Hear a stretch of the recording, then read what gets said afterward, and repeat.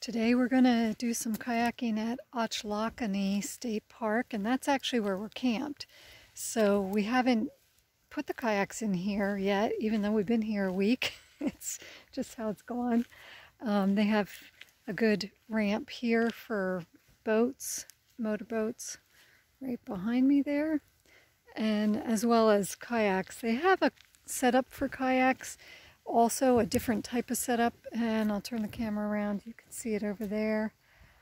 That's not so much my cup of tea. I find that hard to use, but a lot of people like that, so there's the options here. And it's a beautiful day once again in Florida. Our kayaks are an Old Town and a Pelican.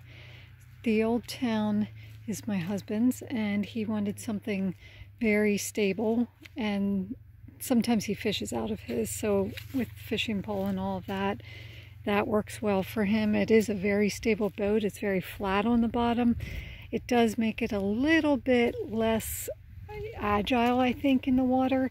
And the Pelican is from Dick's Sporting Goods. It's a very easy boat to paddle, and it's not an expensive boat. It's perfect, I think, for beginners as well as people who've kayaked for a while. There are certainly all types of kayaks that you can get. We see a lot of the racing ones down here, really skinny ones, and they're lightweight, very long though, so you have to think of that when you're thinking about putting it on your vehicle and how that's going to work. And then it's really what you want to do. I mean, again, how much money you want to spend. And I would say if it's your first kayak, spend less rather than more and see how you like it. It's also, some are easier to get in and out of than others. Some of the sit-on tops, for example, those would be your easiest to get in and out of. The only thing with those is the water comes in on top of the kayak, and you usually get wet. It's possible to get wet, more so than the sit-in type. So it just depends, again, on what you like and what suits you. I like to have a little bit of boat around me just because of sun shield as well, to not get sunburn all the time. That is a consideration for me. So you can also go with ones that are very lightweight, so if you're afraid you won't be able to lift it, they make them super lightweight. And ours are a little bit heavier, but they're not bad. This is a nice wide river, and pretty much the reeds are on both sides, so there's not a lot of other things happening here yet, but we'll see. We have a while to go till we get to the part that goes further inland. This is really along the very edge of the bigger river.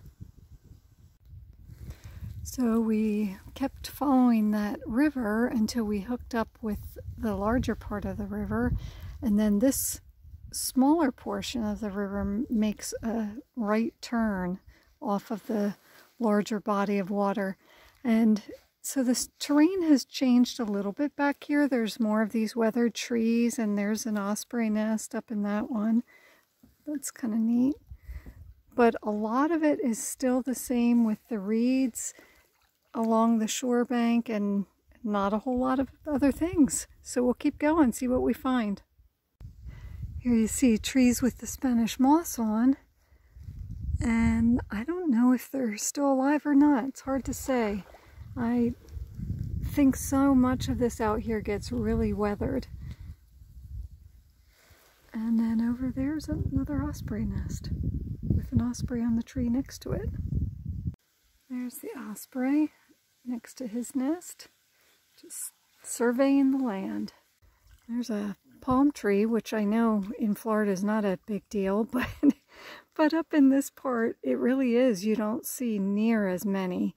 You see a lot more of this scrub kind of tree and foliage, and then the pines, but you really don't see palm trees.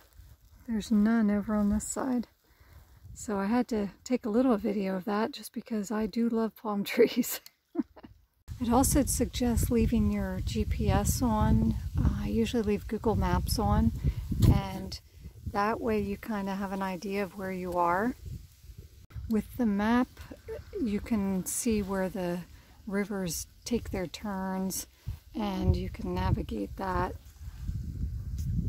These rivers we've gone on, we have not found any maps, like paddle trail maps, and maybe there's some online, but again, I would suggest just using the Google map, keeping it on your phone, and then you can track where you are that way.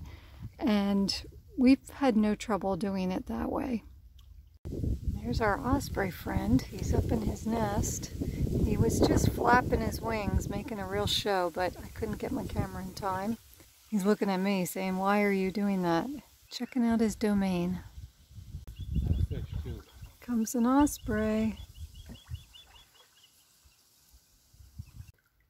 When you get out to the big part of the water, this is how it looks. There's a lot more current out there and a lot more wind than where we came from down this way. But with this trail, you don't have to even paddle out there because you go in over on this side and that'll take us back to the ramp. Such beautiful clouds today. I'm just loving how wispy they are. It looks like a brush stroke up there.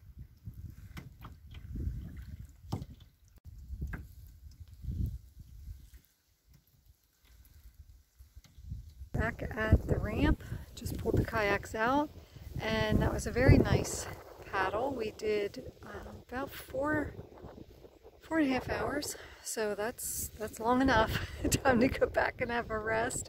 We do pack our lunch and we eat when we're out on the water, just eat a quick sandwich, and then that gives us a little more energy to do later in the afternoon. This is built very nicely to accommodate boats and kayaks, but you're relatively alone, so that's nice. We did kayak up past the campground and up to the point, so it was interesting to see it from the water side. The water was so much lower than when we walked there the other day. When we walked on the path the other day, the stairs and things that lead down to the beach area were underwater several feet. And today it was completely open. It was completely open to the sand. No, the water was all the way down. So this definitely has a lot of tidal change as well. And so you have to keep that in mind. But it was a good day. And I would say between Ochlockonee, and I think I'm butchering that name, but between that and Bald Point, we enjoyed Bald Point more for kayaking. It just seemed like it was a little more wilderness. Even though this is very wild, it's kind of all the same. There you had a lot more to look at, but it was a little more challenging at Bald Point kayaking just because the water depth is so low in places, and also the wind was stronger. Today the wind was really calm. Thanks for coming along today.